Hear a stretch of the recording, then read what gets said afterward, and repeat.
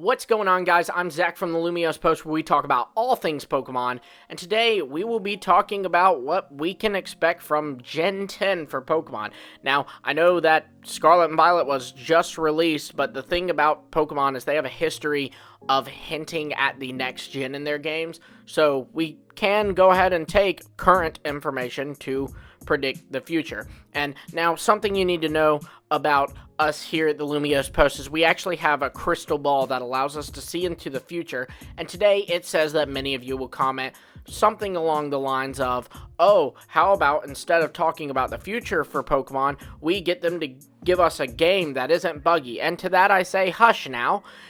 It doesn't really matter what we say. They're going to make Gen 10. I'm not saying they should make it next year. I really don't think they should make it next year. But whether it be 3 years, 4 years, 20 years, they're going to make it Gen 10. And we're just speculating on what this will be and talking about what points to it. So let's start with the obvious. China.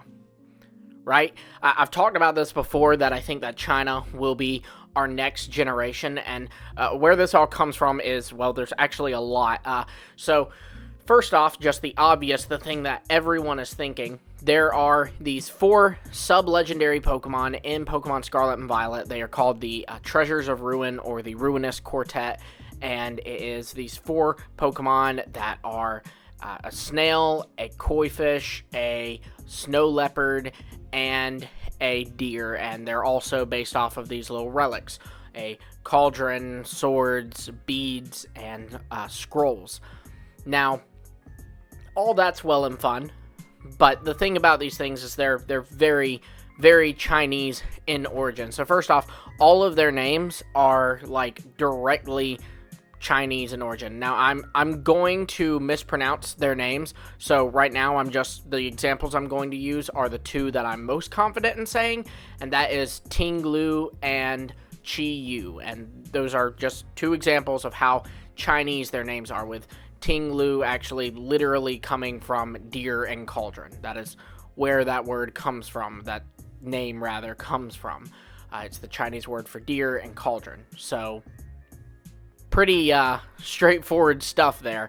And we even see, if you go take the history class in Mesagoza at the Naranja or Uva Academy, you will learn that these relics were given to the Emperor of Paldea many years ago, and are from another region. And I believe they even go as far as to say another region in the east. So obviously China is east of Spain, which is where Paldea is based off of, Spain and Portugal. So it's China is, come on, this is China. This is a hint to a China region.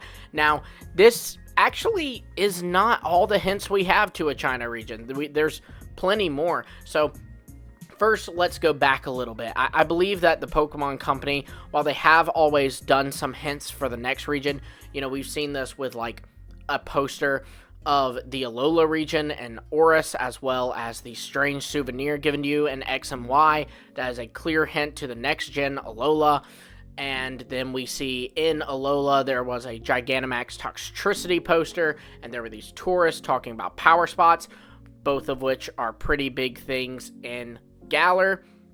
And in Galar, we had a tourist character who was speaking Spanish, and she was, because she was a tourist character, she was a backpacker specifically, that was implying that she was from a Spanish-speaking country. And also there was this room that had a wallpaper with grapes and oranges and olives on it, and obviously that is very, very Iberian. And grapes and oranges, well, that's Scarlet and Violet. I mean, it's literally the Naranja, which means Orange Academy, or Uva, which means Grape Academy. So, again, pretty straightforward. But they also seem to be now moving into a territory where they're actually hinting further ahead than that. So if you look in Sun and Moon, there's many speculation to them hinting at a Spain-based region. So first off is this girl from one of the little, I guess you could kind of call them side quests that you could do in Alola. she would speak Spanish, and, that would imply she's from a Spanish-speaking place, or at least her family's from a Spanish-speaking place.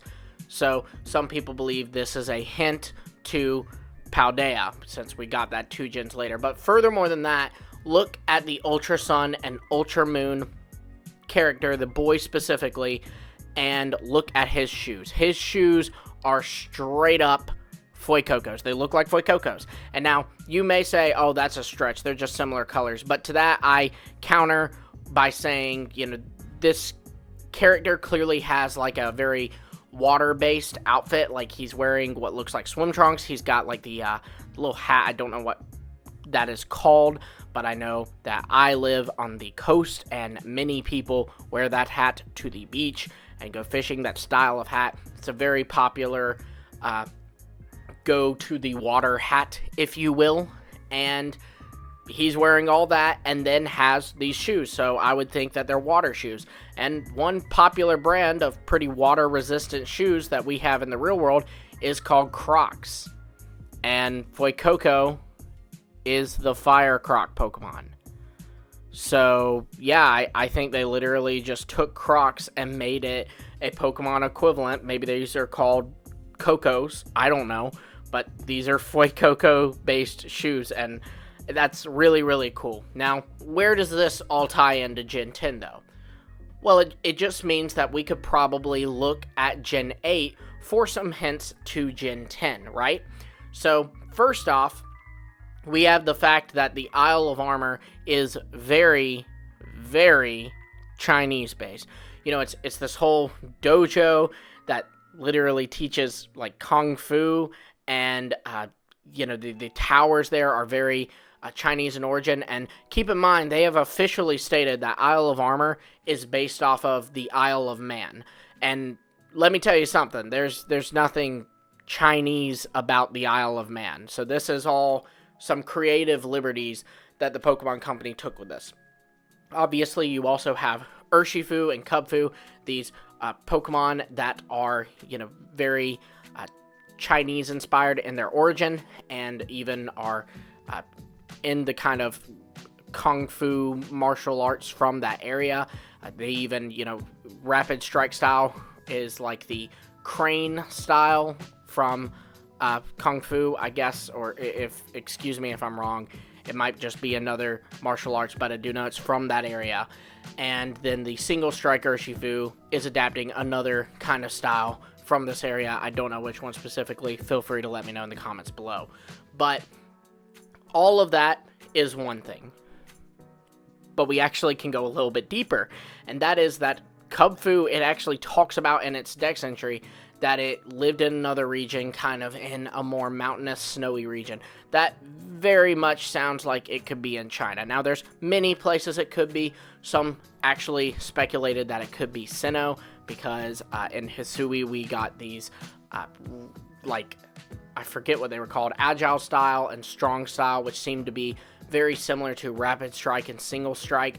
So people thought that maybe they would tie Kubfu into that, but they didn't. So clearly they are not wanting you to make the distinction that Kubfu is from Hisui. I believe that they're wanting you to make the distinction that Kubfu is from this China region we have yet to see. Now, oddly enough, we actually can go even further. In Legends Arceus, like I mentioned, there was the Strong Style and Agile Style, which again seemed very similar to that whole Single Strike versus Rapid Strike idea, just like they're hammering that in a little bit further. Then you also have the Kami Quartet kind of becoming more,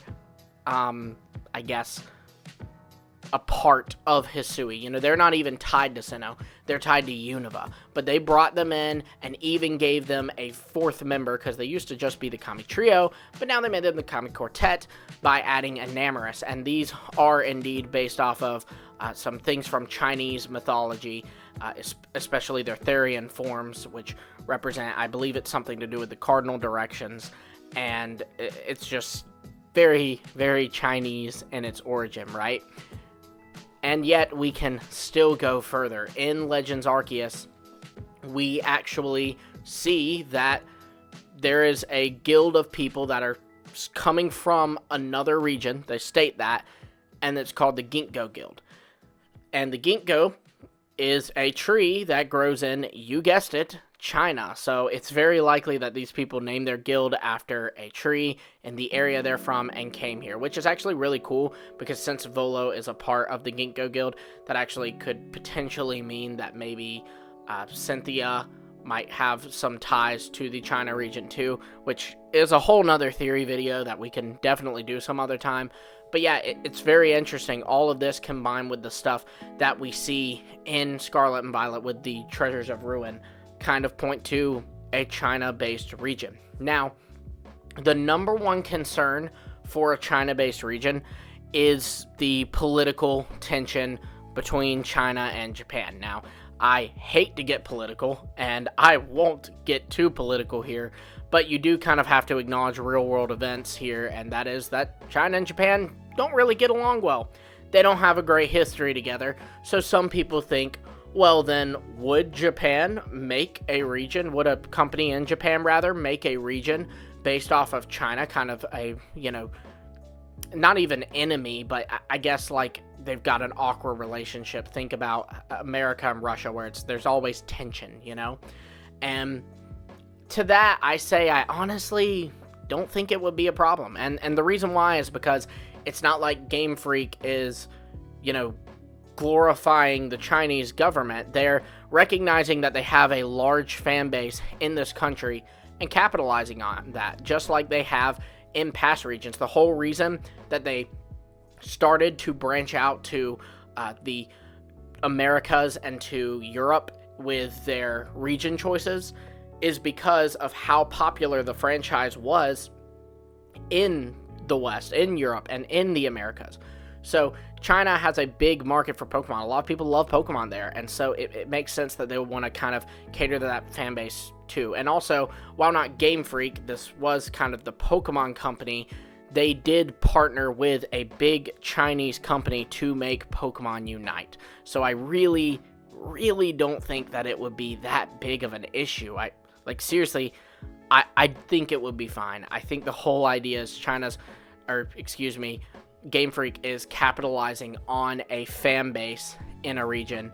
They're not catering to the government. They're catering to their fans, So I think politics can be left out of this. But I don't know. Let me know your thoughts on that.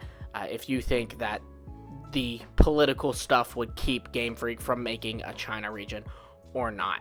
Now, interestingly enough, I will close off this video, but I will say one thing, and that is that if this theory that we can look at a gen and see 2 gens ahead is correct, what does that mean for Scarlet and Violet? It means that hypothetically, not only do we have the hints towards the next region and the Treasures of Ruin, but we could even have some hints to something even further down the line. And to that, I say you'll have to like, subscribe, and hit the bell, because we're going to do a deep dive into this, but there are a lot of Pokemon that seem to suggest a maybe South America region, and there's some that seem to suggest maybe even a region based off somewhere in Africa. I'm leaning more towards Egypt, but perhaps they do another country instead, or even as well. But yeah, let me know what you guys think of this. Do you think Gen 10 will be China? Let me know in the comments below. Let me know if you think the politics will throw it all off.